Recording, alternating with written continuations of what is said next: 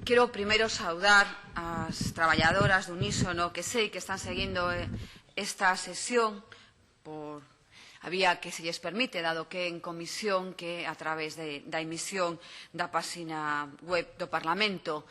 Traballadoras que efectivamente, traballadoras e tamén traballadores, aínda que maioritariamente son traballadoras, que neste momento están moi preocupadas polas decisións da empresa Unísono.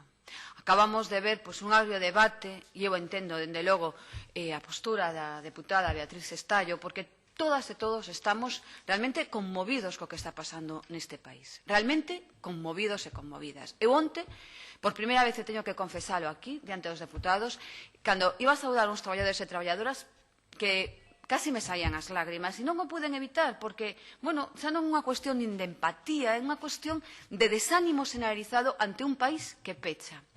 Claro, levamos escoitando falar de globalización, antes escoitamos aquí ao señor Pedro Arias, xa non recordo, novas formas de economía. Hoxe temos un exemplo paradigmático, telemarketing.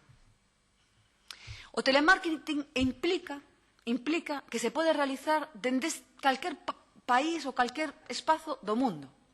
Non é un problema de globalización. É dicir, o call center de Medellín, que tamén pertence a esta empresa, está funcionando. Call center do Oviedo tamén. Tamén o de Sevilla e tamén o de Madrid. E en cambio o de Vigo agora plantéxase non solamente reducirse, sino a futuro realmente desaparecer. Unísono tivo 1000 traballadores, agora ten 500 traballadores na cidade de Vigo. Plantexa que 97 se desplacen a Madrid. E se oferta mobilidade xeográfica, mantendo o soldo entre 700 e 800 euros e que se desplacen a Madrid. Evidentemente, as traballadoras, casi todas, nais con nenos pequenos, que o Partido Popular, esta discusión sobre a maternidade, sobre a xestación, están moi interesado. Entón, non con potenciais nenos, con nenos nacidos e nenas, algunhas delas embarazadas, pois o que se lles propone que se desplacen a Madrid. Evidentemente, e afortunadamente, o xulgado número 3 de Vigo frena de xeito cautelar estos traslados de Unísono a Madrid, que son simplemente a forma de eliminar postos de traballo. E unha vez que o xulgado número 3 de Vigo, de xeito cautelar, suspende estes traslados, que fai Unísono? Plantexar un ERE suspensivo. E en esa situación estamos.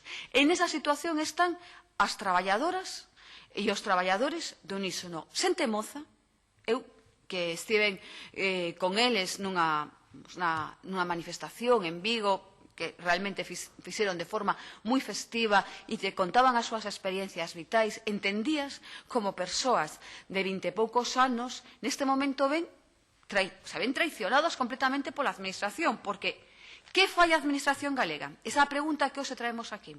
Eu, señor Aguilera, pídolle, sobre todo porque nos están vendo as traballadoras e os traballadores, que non bote a culpa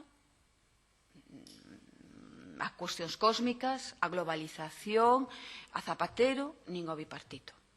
Queremos que nos diga que fixeron vostedes e que pensan facer, porque estamos a tempo. Vostede sabe que agora estamos a tempo, porque agora sabe que depende da Inspección de Traballo que informe faga a respecto deste ERE cos antecedentes que existen, sabendo que Unísono ten carga de traballo, que efectivamente non hai ningún problema de trazabilidade aquí da mercadoría, porque non hai que desplazar camións, non.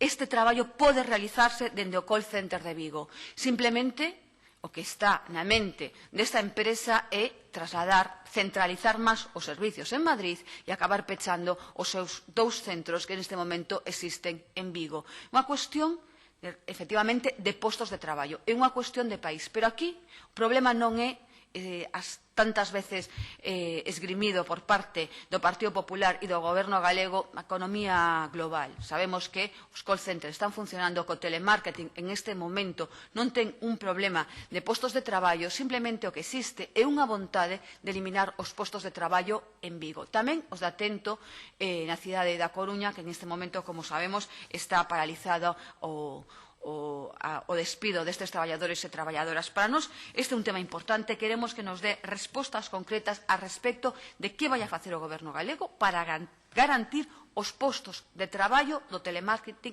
en Galiza. Pero, en concreto, os 97 postos de traballo que están pendentes neste momento dun ERE suspensivos logo de que o xulgado do social número 3 de Vigo suspendera cautelarmente os traslados de Unísono a Madrid por entender que se estaba vulnerando os dereitos dos traballadores e das traballadoras, creemos que aquí realmente o Goberno galego ten que tomar unha decisión. Non é espectador, ten informes en riba da mesa e ten que dar a esos informes un traslado desfavorable ou favorable. Depende do Goberno galego. Polo tanto, señor director xeral, prégolle que sexa moi concreto nas súas respostas, porque hai persoas neste momento que están pendentes delas para saber se o seu posto de traballo conta co apoio da Administración galega ou non. Nada máis e moitas grazas.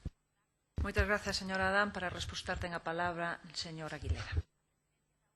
Moitas gracias. Nas últimas décadas, as empresas